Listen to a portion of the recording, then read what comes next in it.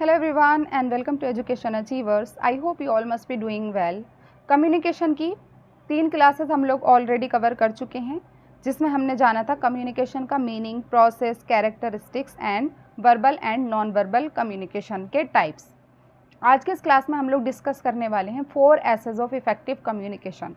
और 4 एसेस को समझने के बाद मैं इस क्लास के लास्ट में आप लोगों को एक बहुत ही अच्छी सी ट्रिक बताऊंगी, जिससे कि आप लोग एग्ज़ाम में इन 4 एसेस को अच्छे से याद कर पाओ, ताकि आपका अगर कोई क्वेश्चन आता है तो वो आपका गलत ना हो। तो अगर आप लोगों ने इस चैनल को सब्सक्राइब नहीं किया है तो मेक श्योर चैनल को सब्सक्राइब करने के साथ साथ बेल आइकॉन ज़रूर प्रेस कर देना, ताकि आगे आने वाली हर एक क्लास का नोटिफिकेशन आपको टाइम पर मिल सके। और 4 एसेस का मतलब क्या होता है? 4 एसेस का यूज़ होता है हमारी कम्युनिकेशन को इफ़ेक्टिव बनाने के लिए। गुड एंड इफ़ेक्टिव बनाने के लिए हमारी कम्युनिकेशन को हम अपनी कम्युनिकेशन में 4 एसेस का प्रयोग करते हैं, या फिर अपनी कम्युनिकेशन में 4 एसेस का यूज़ करते हैं। और 4 एसेस कौन से होते हैं? Shortness, simplicity, strength and sincerity. और इन चारों एसेस को अब हम आगे डिस्कस करने वाले हैं इन डिटेल, अच्छे से कम शब्दों में। First is simplicity. सिंप्लिसिटी को हम हिंदी में कहते हैं सरलता। सरलता यानी कि बिल्कुल सिंपल। आप जो भी बात कम्युनिकेट कर रहे हो दूसरों के साथ, आप सबसे सरल से सरल भाषा में कम्युनिकेट कीजिए। अगर आप सबसे सरल से सरल भाषा का प्रयोग करोगे तो आपकी कम्युनिकेशन बहुत ज़्यादा प्रभावशाली होगी या इफ़ेक्टिव होगी। Simplicity in communication is important because it helps to get to the point across clarity and easily for others to understand. अगर आप अपनी बात को सिंपल रखते हो, सिंप्लिसिटी आप कम्युनिकेशन में अपने यूज़ करते हो, तो ये किस चीज़ में हेल्प करेगी कि दूसरे लोग आपकी बात को अच्छे से ईजिली अंडरस्टैंड कर पाएंगे। और जब अंडरस्टैंडिंग अच्छी होगी तो उसी को हम कहते हैं इफ़ेक्टिव कम्युनिकेशन। इफ़ेक्टिव कम्युनिकेशन के लिए 2 लोगों के बीच अंडरस्टैंडिंग का होना ज़रूरी है। और अगर आप सिंपल से सिंपल लैंग्वेज में अपनी बात को दूसरों के सामने रखते हो तो अंडरस्टैंडिंग वहाँ पर बहुत बेटर होती है। Using simple language and avoiding technical terms can help people from different backgrounds better understand each other. अगर आप सिंपल लैंग्वेज का यूज़ करते हो अपनी कम्युनिकेशन में और अवॉइड करते हो कुछ टेक्निकल टर्म्स, तो वो चीज़ क्या करेगी कि अलग अलग बैकग्राउंड से भी अगर लोग आते हैं तो वो आपकी बात को अच्छे से समझ सकते हैं। क्योंकि यहाँ पर भी मैं जो क्लास ले रही हूँ, अलग अलग स्टेट से आप लोग इस क्लास को देख रहे हो। मैं नहीं जानती आप किस किस स्टेट से बिलोंग करते हो, लेकिन अगर कम से कम शब्दों में और बिल्कुल सरल से सरल भाषा का अगर मैं प्रयोग करती हूँ तो आप लोग मेरी बात को ईजिली अंडरस्टैंड कर पाओगे। Okay. Simplifying communication reduces misunderstanding and increases productivity. जब आप अपनी कम्युनिकेशन को सिंप्लीफाई कर देते हो तो उससे मिसअंडरस्टैंडिंग रिड्यूस होती है। अंडरस्टैंडिंग तो होती है बेटर और मिसअंडरस्टैंडिंग होती है रिड्यूस, क्योंकि मिसअंडरस्टैंडिंग होने के चांसेस बहुत कम हो जाते हैं जब हम आसान शब्दों का यूज़ करते हैं। ज़्यादा हम अपनी नॉलेज दूसरे पर नहीं दिखाते कि हम बहुत ज़्यादा नॉलेजेबल हैं। आप कितने भी नॉलेजेबल हो, आप टेक्निकल टर्म्स को दूर रखिए, अपनी नॉलेज को अपने पास रखिए। जिसके साथ भी आप कम्युनिकेट कर रहे हो उसके लेवल पर आकर कम्युनिकेट कीजिए। सरल से सरल भाषा में अपनी बात को दूसरे के सामने रखिए, तो वहाँ पर आपकी कम्युनिकेशन इफ़ेक्टिव होगी। सेकंड देखते हैं। सेकंड होता है शॉर्टनेस। शॉर्टनेस का क्या मतलब होता है? शॉर्टनेस को हम हिंदी में कहते हैं लघु या फिर संक्षिप्त। आपका जो कम्युनिकेशन का जो प्रोसेस है, आप अपनी कम्युनिकेशन को जितना शॉर्ट रखोगे उतना ही ज़्यादा वो इफ़ेक्टिव होगी। Shortness involves communicating a message in a clear and succinct manner. मतलब बिल्कुल क्लियर तरीके से और संक्षिप्त तरीके से आप अगर कम्युनिकेट करते हो विदाउट एनी अननेसेसरी डिटेल्स और वर्डीनेस, बिना गैर ज़रूरी या अनावश्यक डिटेल या अनावश्यक शब्दों का प्रयोग मत कीजिए। अपनी कम्युनिकेशन में शॉर्ट रखिए, संक्षिप्त रखिए, लघु रखिए अपने कम्युनिकेशन को। कम से कम वर्ड्स का यूज़ करके ज़्यादा से ज़्यादा बात कहने का क्या कीजिए, कोशिश कीजिए, तब आपकी कम्युनिकेशन कहलाई जाएगी इफ़ेक्टिव।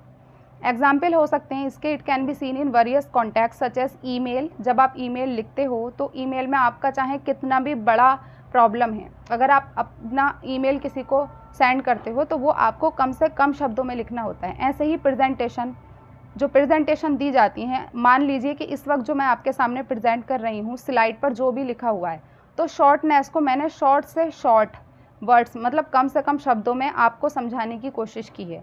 यहाँ मैंने 10-12 लाइन्स नहीं बल्कि 4 से 5 लाइन में अपनी बात को आपको समझाने की कोशिश की है। ऐसे ही आप देखते हो कि जो एडवर्टाइजिंग एड्स आते हैं, ये तो सबसे बेस्ट एग्जाम्पल है।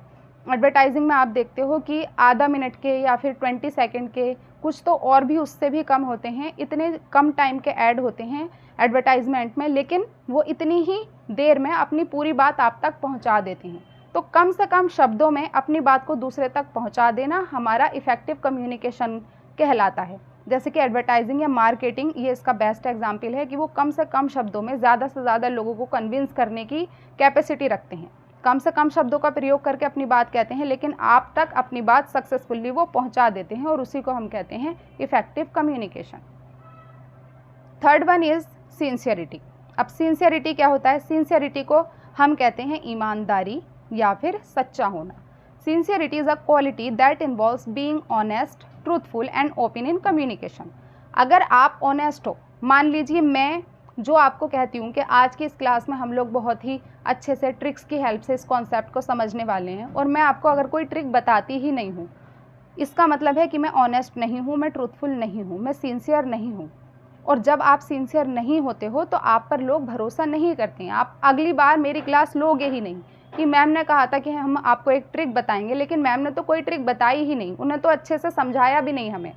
तो आप मुझ पर भरोसा नहीं करोगे क्योंकि मैं ट्रूथफुल सिंसियर नहीं हूँ, और आगे से आप मेरी क्लासेस हो सकता है कि ना लो।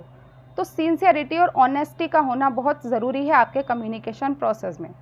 Sincere communication helps to establish credibility because people who communicate with sincerity are seen as trustworthy.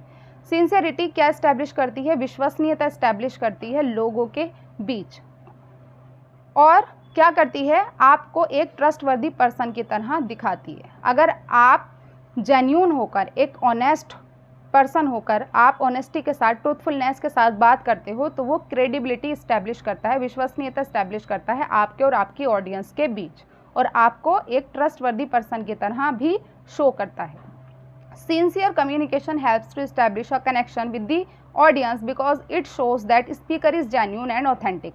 अगर बात को कहने वाला ऑनेस्ट है, ट्रूथफुल है, सिंसियर है, तो जो स्पीकर है उसको आपकी जो ऑडियंस है वो कैसे लेगी? वो समझेंगी कि ये जेन्यून है एंड ऑथेंटिक है, आपकी बातों पर भरोसा भी करेगी, आपके साथ विश्वास के साथ भी होगी, और आप पर भरोसा भी करेगी। तो सिंसियरिटी का होना कम्युनिकेशन में बहुत ज़रूरी है अगर आप लोग अपनी बात दूसरे तक पहुंचाना चाहते हो और अपनी कम्युनिकेशन को इफ़ेक्टिव बनाना चाहते हो तो। Fourth one is strength. Strength का क्या मतलब होता है? स्ट्रेंथ को वैसे हम कहते हैं ताकत, लेकिन कम्युनिकेशन में स्ट्रेंथ का क्या मतलब होगा? Strength in communication include body language and tone, confidence in speaking, clarity, constructive criticism and feedback, understanding the audience, good conversationalist and presenters. देखो, स्ट्रेंथ का सबसे बेस्ट एग्जाम्पल है यहाँ पर कि जो पॉलिटिशियंस होते हैं वो जब अपनी बात को आपके सामने रखते हैं, उनके अंदर पूरा कॉन्फिडेंस होता है, वो बॉडी लैंग्वेज का यूज़ करते हैं, अपनी टोन में उतार और चढ़ाव भी लाते हैं, जिस चीज़ पर ज़ोर देकर कहना है उसको वो ज़ोर से बोलते हैं, जिस चीज़ को थोड़ा हल्के बोलना है वो तो वहाँ पर अपनी आवाज़ को थोड़ा धीमे कर लेते हैं। तो टोन में उतार चढ़ाव करना, बॉडी लैंग्वेज का प्रयोग करना, पूरी तरीके से कॉन्फिडेंट होकर बात करना, जैसा कि पॉलिटिशियंस करते हैं, आपको क्या करने के लिए? आपको कन्विंस करने के लिए।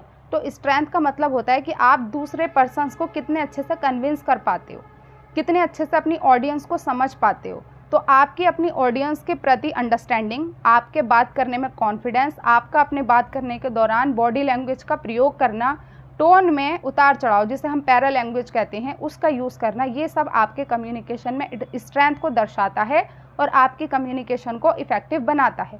और आप क्या कहलाए जाते हो फिर? आप एक गुड कन्वर्सेशनलिस्ट कहलाए जाते हो, एक गुड प्रेजेंटर्स कहलाए जाते हो, अगर आपकी बात में स्ट्रेंथ है तो ये आपको समझ आया? स्ट्रेंथ का मतलब होता है कितने अच्छे तरीके से हम दूसरे व्यक्ति को कन्विंस कर पा रहे हैं, अपनी बात कितने अच्छे से दूसरे तक, कितनी मजबूती के साथ दूसरे तक पहुंचा पा रहे हैं, वो होता है हमारा स्ट्रेंथ। तो ये थे हमारे 4 एसेस ऑफ कम्युनिकेशन। अब इसको याद करने की देखो ट्रिक क्या है। आपको सिर्फ और सिर्फ इस जो ये छोटी सी बच्ची है इसको एग्ज़ाम में ध्यान रखना है। ये छोटी सी है एक बच्ची, इसका नाम है डिम्पल। डिम्पल से आप नाम याद रखोगे सिंपल, यानी कि सिंप्लिसिटी। ये शॉर्ट है तो शॉर्टनेस, ये सिंसियर भी है तो सिंसियरनेस या sincerity, but doesn't have much strength. इसका नाम है डिम्पल। डिम्पल से आप याद रखोगे सिंपल। ये एक शॉर्ट लड़की है यानी कि छोटी सी बच्ची है, सिंसियर भी है, अपना काम सारा टाइम पर करती है तो सिंसियर भी है, but doesn't have strength, but ये बिल्कुल छोटी सी बच्ची है, इसीलिए इसके अंदर अभी ज़्यादा स्ट्रेंथ नहीं है क्योंकि ये छोटी सी बच्ची है। तो डिम्पल यानी कि simple is short and sincere but doesn't have much strength. इस सेंटेंस से इस बच्ची को याद करके आप इन 4 एसेस को अच्छे से अपने एग्ज़ाम में रिकॉल कर सकते हो, याद कर सकते हो, ताकि अगर कोई क्वेश्चन आता है तो आपका वो गलत ना हो। तो ये था आज का छोटा सा क्लास। आई होप कि आपको आज का ये कॉन्सेप्ट अच्छे से समझ आया होगा। अगर आपको आज की क्लास थोड़ी सी भी हेल्पफुल लगी हो तो प्लीज़ चैनल को सब्सक्राइब ज़रूर करना, अपने फ्रेंड्स के साथ शेयर करना और वीडियो को लाइक करना बिल्कुल मत भूलना। Thank you so much and take care.